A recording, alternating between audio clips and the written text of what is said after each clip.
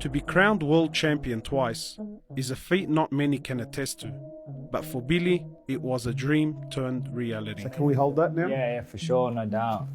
So this is it right now. You got the leopard skin and all happening.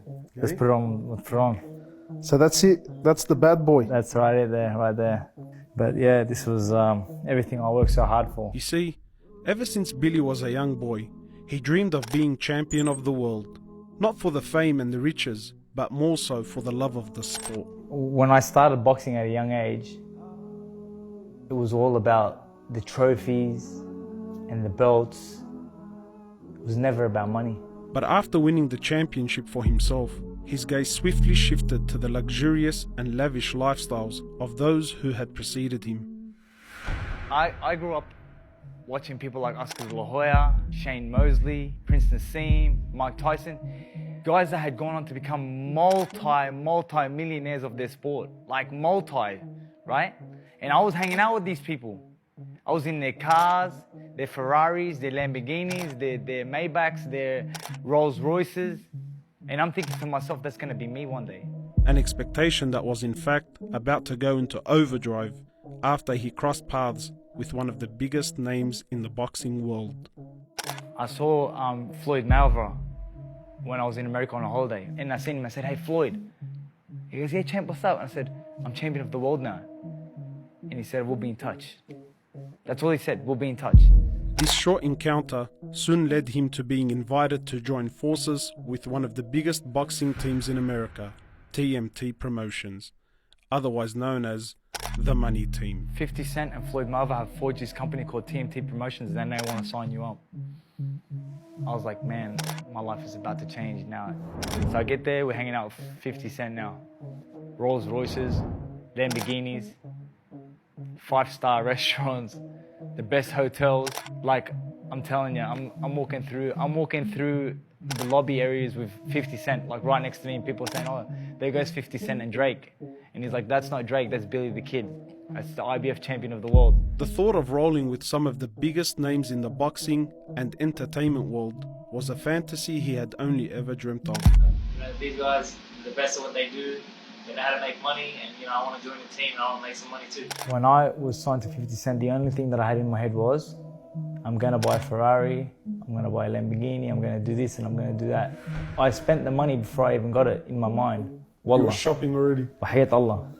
I was looking at cars like I was gonna buy them tomorrow. Yet as pretty as it all seemed from the outside, Billy soon found himself fighting his own internal moral dilemma. Being around these people was like ghadab, you know what I mean? Like being around 50 Cent and who I thought, man, this is gonna be amazing. I'm hanging around with 50 Cent, you know what I mean? Biggest rap star in the game at the moment and all that. Wallah, it became like ghadab. Things that he wanted me to be involved in, which I never took part in, come to his parties and I never took any part of that. And I think because I never took part in any of that, he didn't gravitate, or I didn't gravitate towards him because of that situation, Already struggling to fit in, Billy's term with TMT was soon to fall off course, following an internal conflict, causing TMT Promotions to eventually split. To make matters worse, this was all happening right before a major world title fight Billy was preparing for. 50 Cent, he says to me, "Oh look, I'm not going to be able to pay you the money that I promised you and whatever." And I'm like, he's doing this to me the day before the fight, playing with my head, you know what I mean? Like, I kind of felt like he was against me, you know what I mean? Like he was working against me.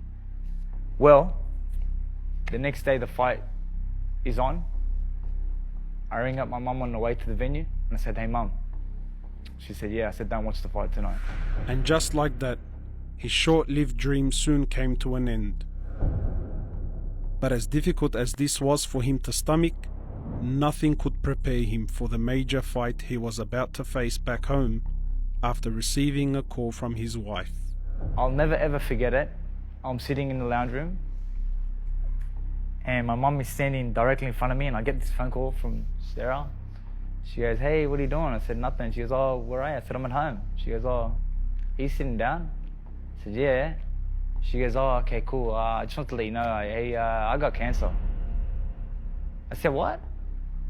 She goes, "I've got cancer." And I was like, "You're joking." And then she just burst into tears, started crying. And I was like to my mom, she's got cancer. And my mom's like, oh my God. 2 months and 10 days later, his wife sadly passed away, leaving Billy grief-stricken and at the lowest point in his life. I'm so confused. Tell me what's happened. So many voices in my head.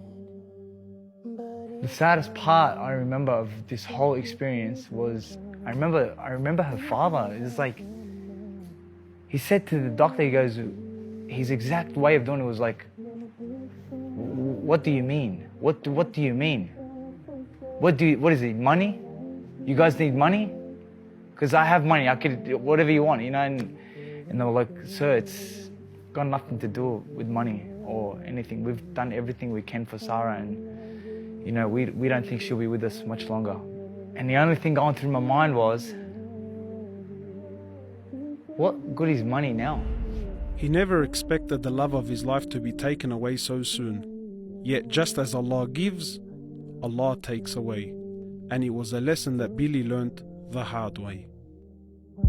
The trauma that came after that is something that I wish I could turn the clock back on, you know what I mean? Because there was so much trauma that came after that point of her death, you know, like things like that I experienced, you know, like for the first time I actually went into a grave and buried Sarah. And I was just thinking, man, how did this happen? But I know life goes on, they will leave me. Wallah, for 6 weeks straight after her death, I was a regular visitor of the cemetery, possibly 2 to 3 times a day. And I wouldn't tell anyone I was going there. I would just go there and sit there by myself. Dealing with this loss was no doubt the biggest fight Billy had seen in his career thus far. Yet by turning to his religion and reviving his connection with Allah, he was able to make it through. The only calmness that I would find in my life is through salat. That's the truth. I'm not just saying this because it's the right thing to say, but I'm telling you the truth. Anytime that I was feeling pain or hurt or upset about something, I felt like, you know what, I'm just gonna salli and just, I'm gonna ask Allah, help me, take this sorrow away from me, help me, you know, and after Sarah's death, wallah, the sorrow lasted for a long time. How has being a Muslim helped you throughout your life? I believed strongly because my father had instilled us that nothing in your life happens without the will of Allah subhanahu wa ta'ala. And everything that you face is a test, and any calamity that you face is just a test, and it's just about doing your best to come out better on the other side. You see, all along, Billy thought being world champion would promise him a life of riches and happiness. Yet through his roller coaster of a journey, he has slowly come to realize the bitter reality. And you know what I used to say? Just this preparation for a lifetime of happiness. Because I believed that this belt was going to bring me a lifetime of happiness. And then Allah showed you. No, the happiness doesn't come through a title, you know what I mean? It comes from Allah. That's right. You know what I mean? As a boy, Billy used to spend his days praying to be champion of the world. Yet today, he prays for something completely different. What do you pray for now? I'll tell you what I pray for. I pray that Allah subhanahu wa ta'ala takes me while He's pleased with me. Because I know that this life is not promised. And we could be days, months, or years away from death. And I just pray that Allah subhanahu wa ta'ala keeps me steadfast and takes me only when He is pleased with me. Because this dunya means nothing. It really doesn't. You know what? You just do the best you can, inspire as much as you can, fear Allah as much as you can, and hope for Allah to take you in a time when you're ready. I ask Allah that He gives you what you ask Him for. Ameen. And more. May Allah reward you, Mom. Thank you for this opportunity, Billy. We all have stories to tell, and I pray that this was a story that will remind you and I of our true purpose in life.